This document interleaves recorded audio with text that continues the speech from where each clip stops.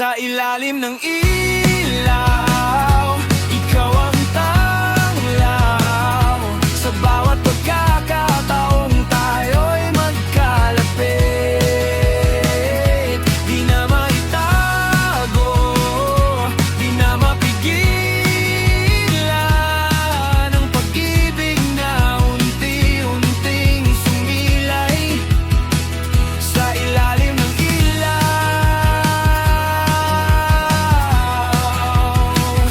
ng Nero Cafe.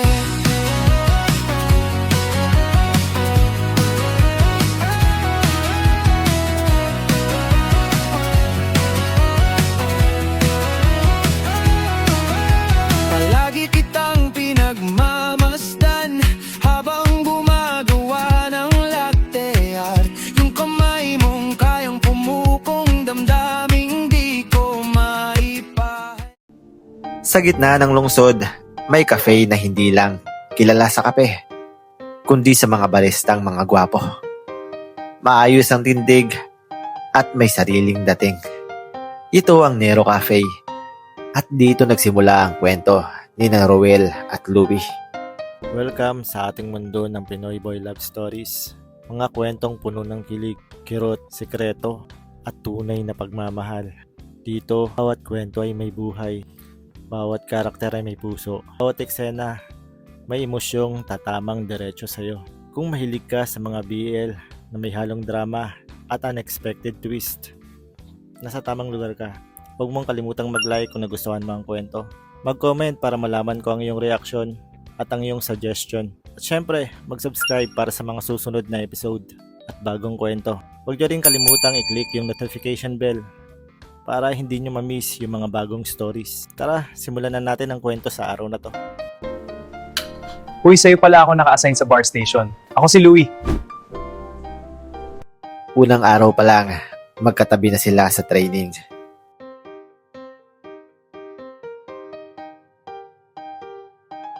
Isang segundo lang, pero parang may pumikit na ilaw sa dibdib nila.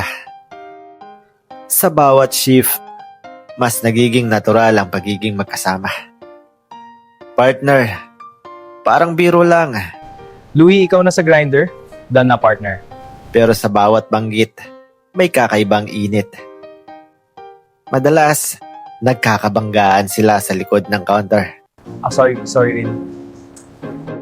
Magdidikit ang braso, magkakatinginan. Sabay iiwas, pero parehong may ngiti na pilit na tinatago. Isang gabing overtime, tahimik ang Nero Cafe. Mahina ang ilaw at silang dalawa lang. Iniabot ni Roel ang baso sa mataas na shelf. Napalapit si Louie sa likuran niya. Halos magdikit ang dibdib at likod. Parehong natigil. Ramdam ang hininga ng isa't isa. Roel. Hindi na naituloy ni Louie ang sasabihin. Umatras siya. Pero mula noon, iba na ang tingin nila sa isa't isa. Isang araw, may bagong hire. Si Marvin, matangkad. Maayos ang pangangatawan. Ngiti pa lang, parang may sariling spotlight na.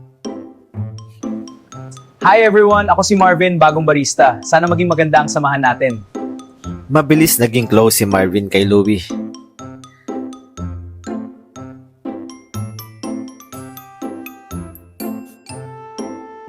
Kuya Louie, paano mo ginagawa yung latte art mo? Ang galing.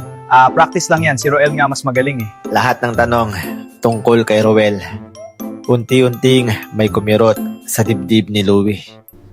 Si Kuya Roel, close ba kayo? Isang araw, nakita niya si Marvin na inaayos ang sleeve ni Roel. Kuya Roel, ang gulo ng sleeve mo. Ayan, okay na.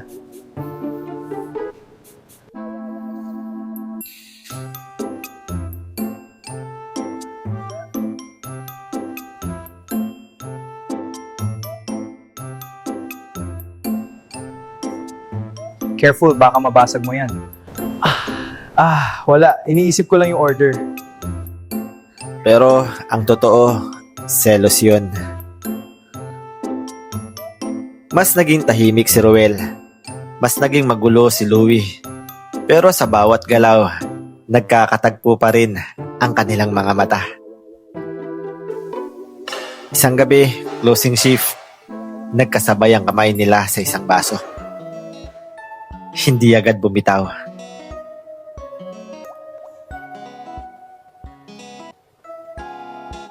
Dahan-dahang lumapit ang mukha nila sa isa't isa.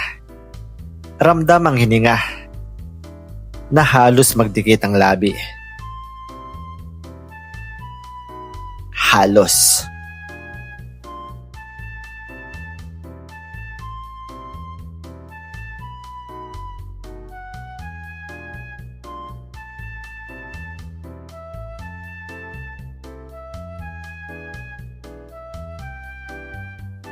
At doon nawala ang sandali.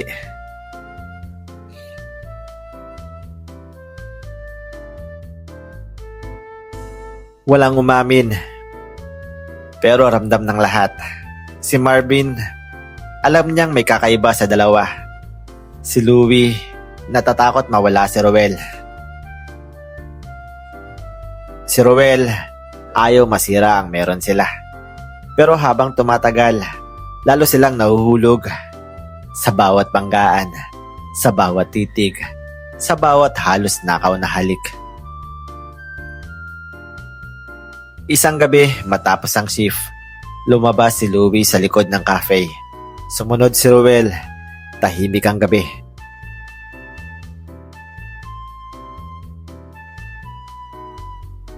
Lumapit si Ruel, napakalapit, at doon nagtagpo ang noo nila. May sasabihin ako.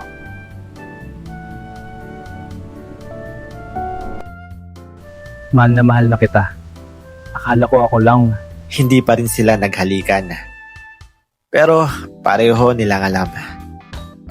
Sa loob ng Nero Cafe, isang pag-ibig ang unti-unting nabuo. Hindi minamadali, hindi pilit, pero totoo.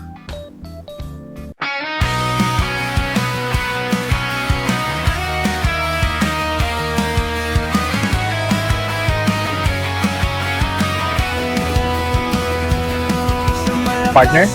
Hey, partner. Sorry. Kagamitan, ikaw ang tanging katahimikan.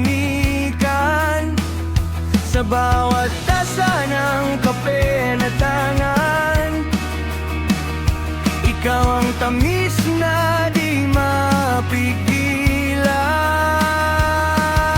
Tahimik lang akong nagmamasid sa iyong ngiting kay init. Pero pag ika'y lumalapit, parang mundo ko'y tumitigil. Hindi ko alam kung bakit pagkasama ka, iba na ang tibok ng dibdib. Parang may ilaw na biglang sumisilip sa dilaw na ilaw ng Nero Cafe. Sa ilalim ng ilaw, ikaw ang tanglaw. Sa bawat pagkakataong tayo'y magkalapit, di na maitago, di na mapigilan ang pag-ibig na unti-unting sumilay sa ilalim ng ilaw ng Nero Cafe.